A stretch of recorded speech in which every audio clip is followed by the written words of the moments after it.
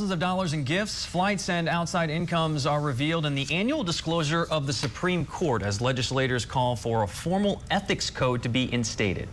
Justice Ketanji Brown Jackson, for example, received a $1,200 floral display from Oprah Winfrey. After being confirmed to the High Court, she did disclose that.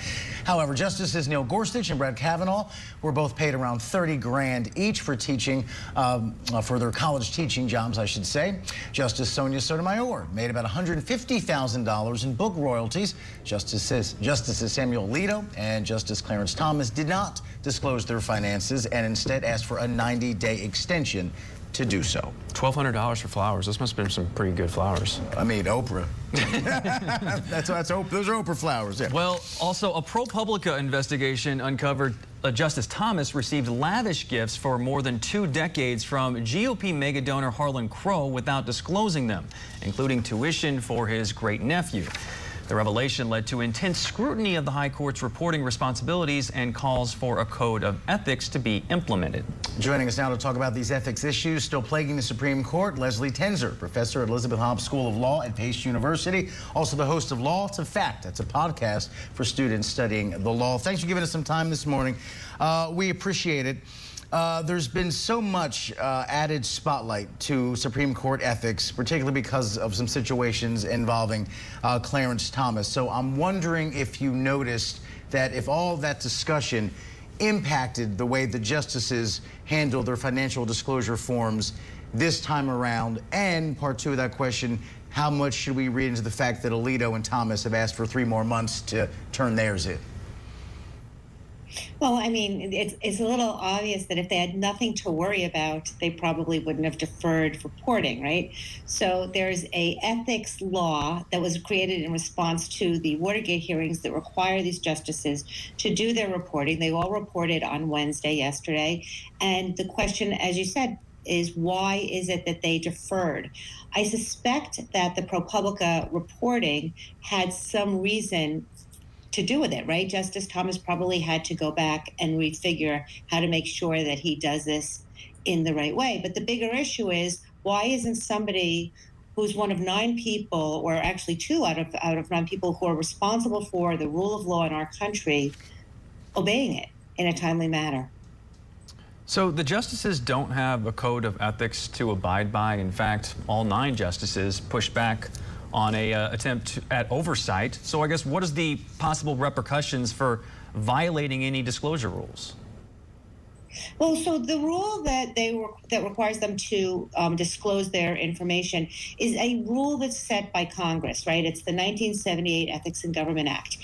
If a justice violates that act, then arguably they violated a statute.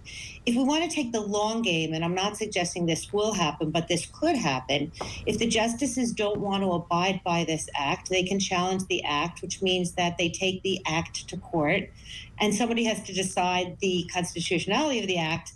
Who ultimately does that? The Supreme Court of the United States. Interestingly, the code of conduct that people are advocating for would be something that the court would create itself to rule itself, and it wouldn't have the teeth of a federal statute. So I don't think it would have the same enforcement value.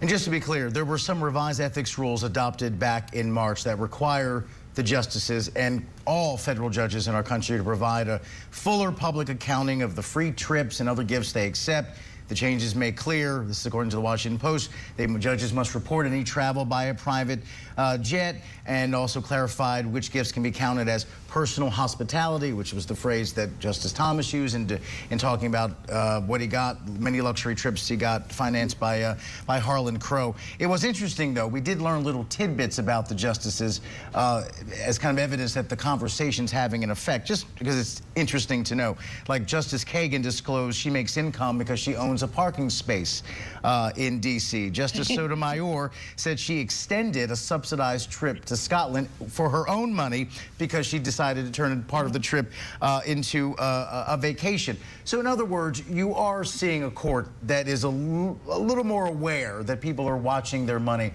a little more closely. Do you think, are you at all encouraged by that, or is this just kind of a weak Band-Aid on it all? Yeah, I'm going to go with the latter. I think it's a weak Band-Aid. I mean, I think it's actually interesting because, we have kind of this, we revere the people who are on the Supreme Court of the United States, and to hear that someone owns a parking space makes them a little more human, right? It humanizes them a little bit. But I suspect, they've always reported these kind of things. So probably Justice Sotomayor got flowers when she was appointed to the Supreme Court of the United States. I don't think that they're reporting any more specifically. I think that the media is reporting about it more specifically, probably because of the ProPublica report and the kind of fine line in which Justice Thomas, in my opinion, walks. And real quick before I let you go, Justice Thomas obviously is at the center of this storm, and I'm just wondering from your standpoint, which you find more troubling, or not troubling at all?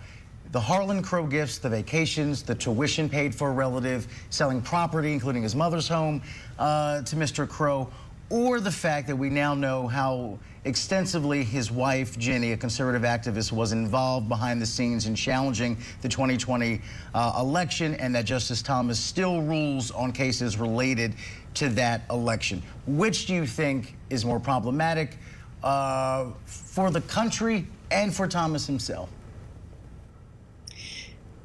For the country, I think it's all problematic. I don't think one's any more problematic than the other.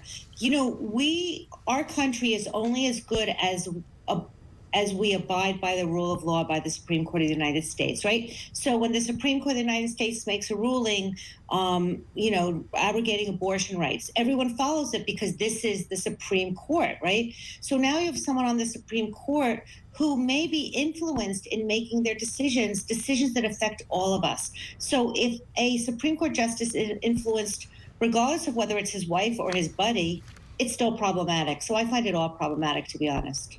And just to be clear, the justices make $285,000 a year. The Chief Justice, John Roberts, makes $300,000 a year. Just putting the finances in context. Professor Leslie Tenzer, thank you so much for your time. Thanks for having me.